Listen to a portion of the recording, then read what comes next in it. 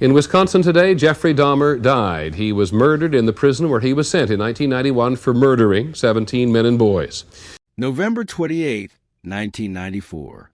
The day begins with a news bulletin clamoring across every major station. Jeffrey Dahmer, the Milwaukee cannibal, is brutally killed inside prison.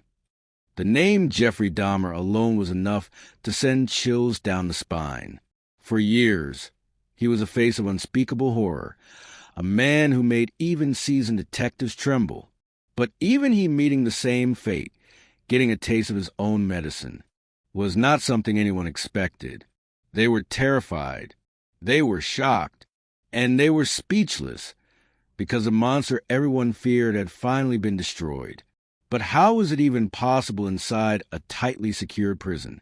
Who managed to get close enough to kill him? And most importantly, why?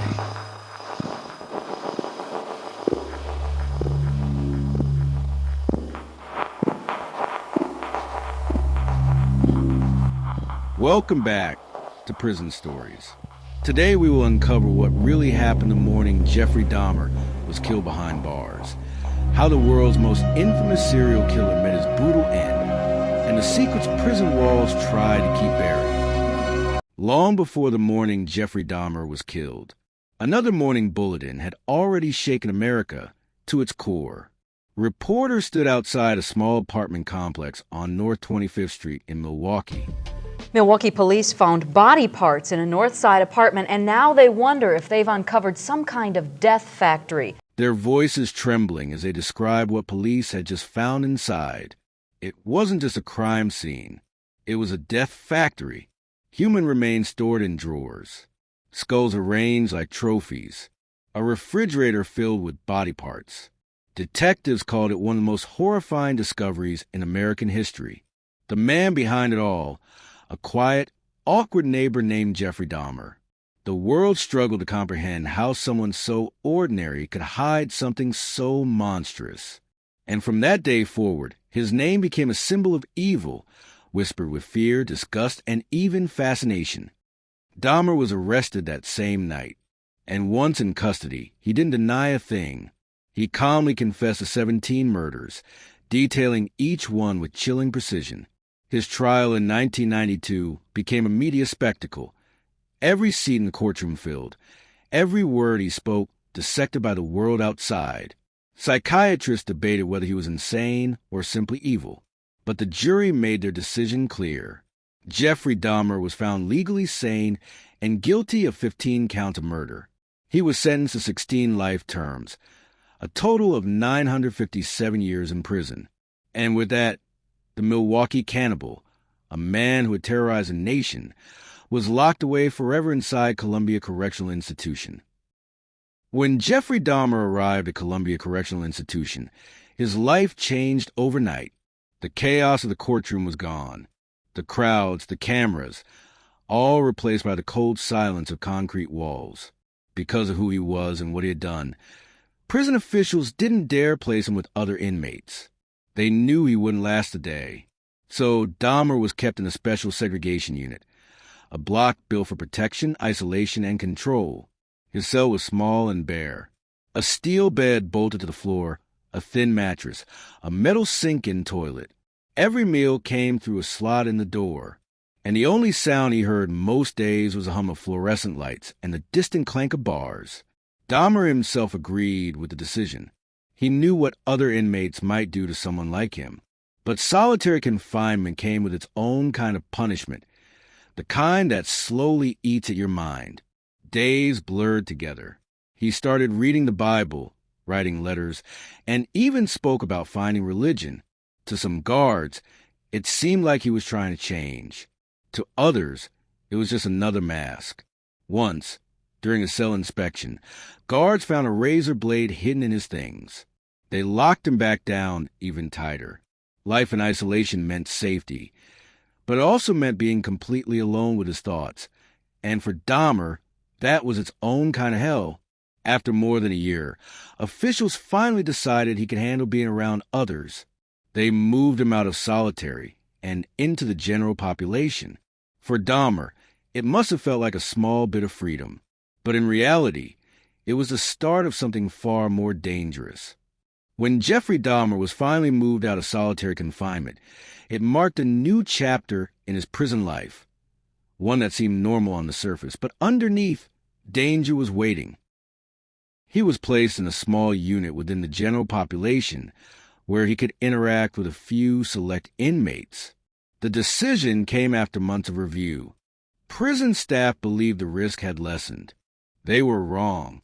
Dahmer was given a routine job, janitorial duties. He cleaned bathrooms, mopped floors, and scrubbed the gym area. For someone used to isolation, this meant movement, faces, noise, a kind of life he hadn't had since his arrest. At first, he kept quiet. He didn't cause trouble. But even when he said nothing, his presence alone stirred anger.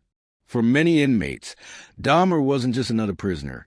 He was the embodiment of evil, the man they'd seen on TV, the monster from Milwaukee. Rumors started spreading quickly. Some said Dahmer made dark jokes about his crimes, that he'd shape food into fake body parts and pour ketchup on them, laughing at his own past. Others claimed he mocked guards and inmates alike, saying he didn't fear death.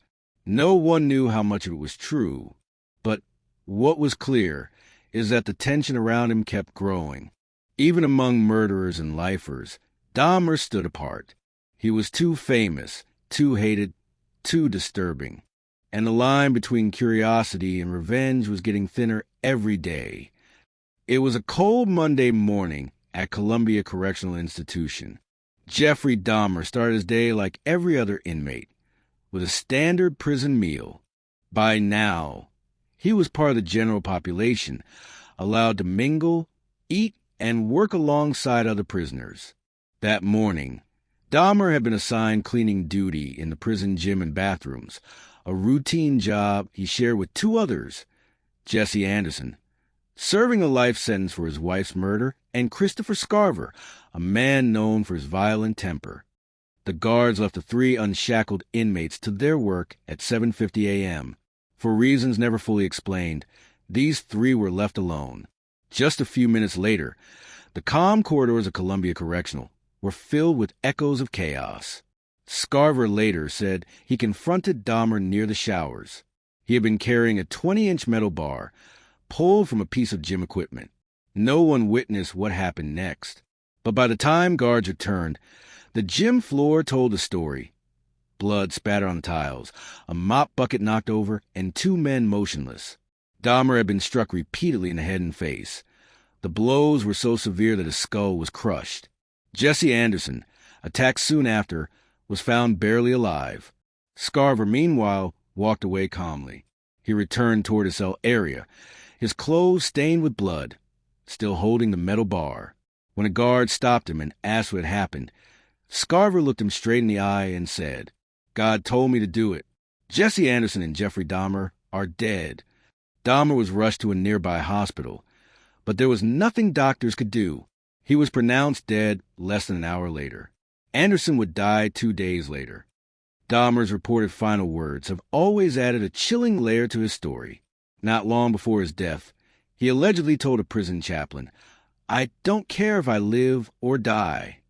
Those who knew him inside say he had accepted his fate, that he often spoke about death and seemed strangely at peace with it. To some, it felt like he knew it was only a matter of time. Convicted serial killer Jeffrey Dahmer was attacked and killed this morning while cleaning a prison bathroom. The news anchor announced that evening. Reporters swarmed his father's home and his former apartment in Milwaukee, the scene of so many of his crimes. In his old neighborhood, one passerby shouted, "If you kill people like that, you deserve to die the same way." But not everyone agreed. Some consider his murder a clear case of negligence. Some even call it conspiracy. After his death, Jeffrey Dahmer's body was held for months as his divorced parents fought over what should be done with his remains. His mother, Joyce, wanted him buried so there would be a place to remember the son she once knew. But his father, Lionel, insisted that Dahmer be cremated, just as his will requested. In September 1995, nearly a year after his murder, Dahmer was finally cremated. His ashes were divided between his parents, a final, uneasy compromise that reflected the divided opinions about him in life and in death. Today, no grave bears his name. There are no memorials, no headstones, just ashes, and the memory of a man whose crimes remain some of the most horrifying ever committed. Jeffrey Dahmer's story didn't end in that prison gym. It ended with silence, smoke, and a legacy that still chills the world. Evil doesn't always die quietly. Sometimes it burns away, leaving only questions behind. Thank you for watching Prison Stories. If you found this video interesting, don't forget to like, subscribe, and turn on notifications. We'll see you in the next one.